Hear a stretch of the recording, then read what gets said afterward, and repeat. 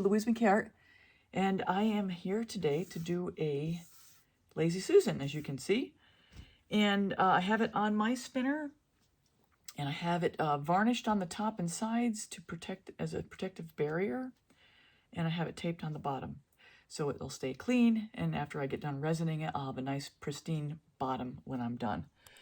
So I'm going to dive right in here. I've got my paints here. This is a color palette that I've discovered a couple days ago. It's actually not a brand new color palette, but it is with new colors, different colors, and it's fabulous. And I'm going to make the gamut of things with this. So what I have to start with is my Glidden. This is my pillow, 6011N. And I'm going to start with my pillow. I'm going to pour it down. And as I mentioned in other videos, this paint is a lot faster to run than the Multi-Pro, and it's also whiter. So it's a cleaner color. I'm doing two at once because honestly, I'm being put under the gun now to get these things done. I like making them, I just don't want to feel like I'm a factory. It's nice to know that actually I've got two that are sold before I even take them down there. It's kind of a good problem to have, I guess. Give it a little whirl. Okay, we're going to stay right there. My colors. This is Artist Loft Aqua Green. And this color palette is unbelievable. I just love these colors. I love the blues. It's a very blue palette, but it is... Oh, you know how all this started? On that commission piece that started out as a tray. The lady that wanted a tray that actually commissioned me to make it. These are some... Well, some of these blues are some of the colors that were in that color palette. I've just decided to expand a little bit with this color palette that I've got here. This is Artez's Pearl Glacier Blue.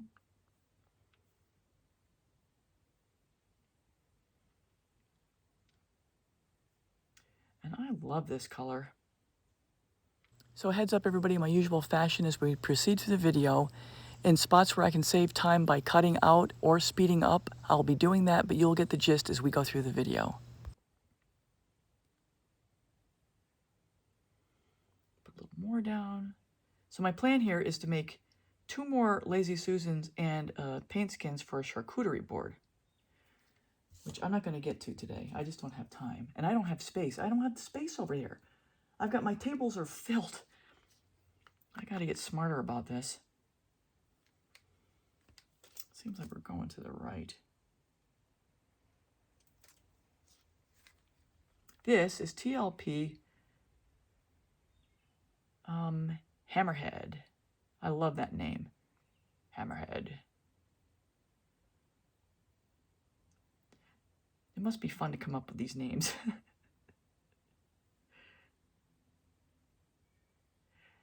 I wonder how they do it. What color does this look like? What does this look like? Does this look like a shark head? Hey, it looks like a hammerhead. Yes, that's a perfect name. It's blue, ocean, and it goes with the sharks. Okay, I'm just crazy. Definitely stream of consciousness here. Okay, and this is Amsterdam's greenish blue. It's a good thing I don't mind talking to myself. Actually, I talk to myself a lot. I don't know what that's a sign of. And as these were on the coasters, these paints are really spreading out. Really spreading out. I think it's also a function of the Glidden. I think when I use the Multi-Pro, it's going to have a very different effect. And I won't need to blow this out very far because it's already pretty spread. And I'm not done. I still need enough paint for another Lazy Susan. Okay. This is my Payne's Gray combo. If you've been watching me, you'll know I love the Payne's Gray with the golden and with the Arteza. Because the golden has got a bluish tone to it, and the Arteza is more on the gray scale. But combined together, they are just, it's a beautiful color. And these two brands just get along nicely.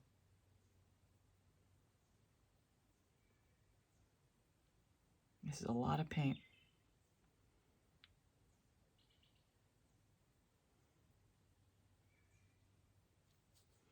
All right, I'm gonna get my step stool ready over here.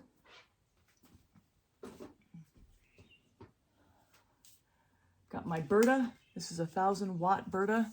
I bought off Amazon a couple of years ago. I don't know if they still have it, but it's 1,000 watts, so it's not really horribly powerful, and it does have a cool setting, which is nice, because I don't like to blow around this in the heat.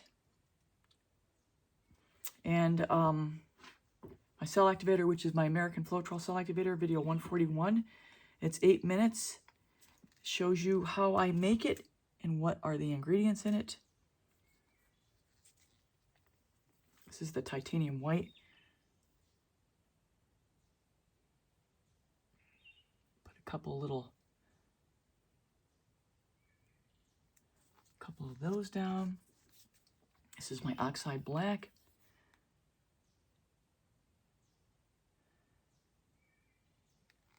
Don't want to get too crazy here. All right, high and cool. Blow it out first. So just to explain what I'm doing here, I'm just doing a little bit of a air blow myself, just to get it opening up a little bit in the middle before I hit it with the hairdryer. And I'm going to take a quick commercial break here because it's not too late. If you haven't signed up and you're going to be in the DC area next week from the 6th to the 8th, please consider coming to the Fluidart Boutique. There's still room in my 3 classes where I'll be teaching some fundamental blooming, where you'll get to make 4 coasters, a CD for a face of a clock, and a jar lid for a jar creation. Also, there'll be 7 other artists there with me, to include Mina Villegas, Karen Dershwin from Waterfall, and Sarah Mack. And if you live in the DC area and you're on the fence, just come for one day. It'll definitely be worthwhile to paint in person with one of your favorite artists. The link is above and in the description. I was thinking a minute, and I've said this before, my inclination is to want to keep on blowing, but I look at that, I'm happy with that composition. I don't want to blow it out anymore and risk getting into the pillow, so that's why I stopped. I'm really happy with this one, it's gorgeous. Okay, so now I'm going to try to bring up some of the cells in the middle. So what I'm doing here is just blowing on the cell activator to kind of get it to spread out a little bit so that the colors underneath can push through and create more cells. Sometimes the cell activator needs to have a little bit of extra motivation.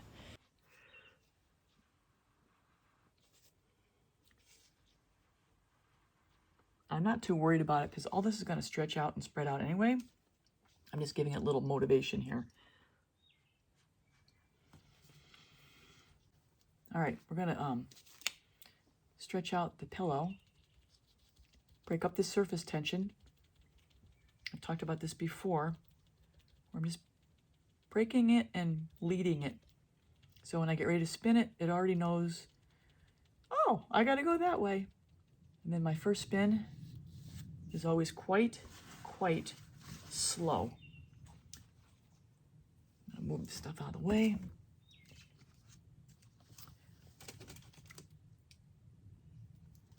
Let's give it a go. Actually, I show you the whole first spin here so you can see how long and the pace and speed I'm spinning it at.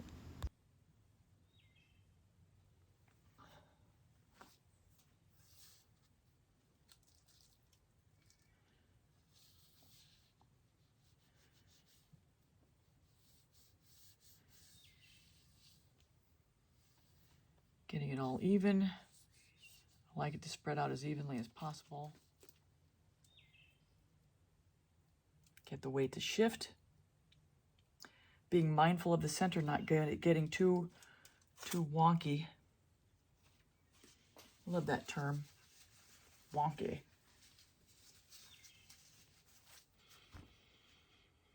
Okay, we already have one side going. And it won't be long. The rest is going to join the band. You know, I leveled it out, but it is not level.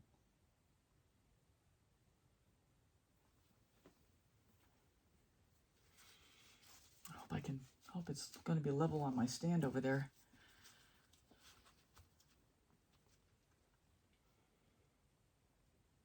Okay, we're looking pretty good.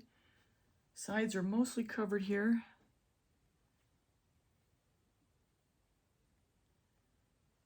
Reverse direction. I'd like to get that part off.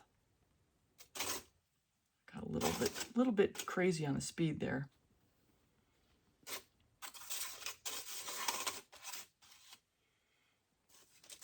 Let's get this thing to tilt. I'm probably going to lose my negative space. So here you'll see I cut out some of the spinning.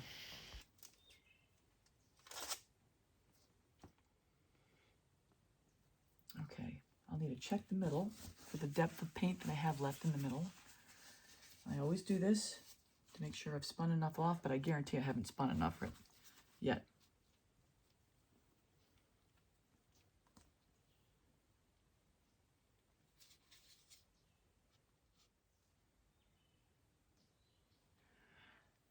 So that's where we are.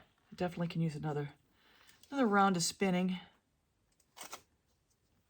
But I'm not going to do much to this thing. It's pretty nice. Obviously, I just cut out some more spinning here. Okay, I'm going to clean up the bottom. Get the extra paint off. So I'm on 5 times the speed here as I remove some of the extra paint. You want to make sure you get the extra paint off, especially before you put it to bed, so that the composition stops pulling down and away from the center. I'm going to give it another spin. Forget negative space. I'll be cleaning again. I'll skip past this part.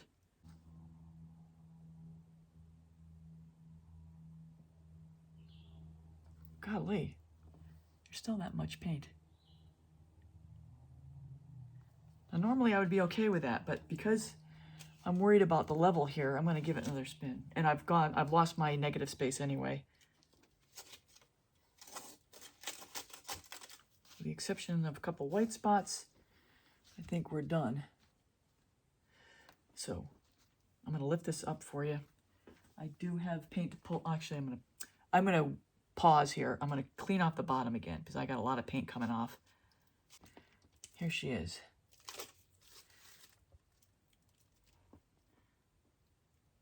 Actually, you can see her probably fine. I'm going to stop for now. I'll bring you back when we're done resining. So everyone, that's a wrap. Here she is fully resined at the end, and then here's an overview. And I absolutely love the way this turned out. And mind you, this is with the American Floetrol Cell Activator recipe, which is my video 141. It's 8 minutes long. Definitely check it out if you're having trouble with cells and cell activator and lacing. This stuff works, and it goes with my pouring medium, which is video 140. At the end, I will have a link to my Lazy Susans playlist. And if you're new here and you enjoyed this and like tutorials, please consider subscribing, hitting the bell, and you'll get all my latest art tutorials, and you won't miss a thing. And for those who are joining me in DC, I look forward to seeing you next week. And that's all for now, everybody. So take care until next time.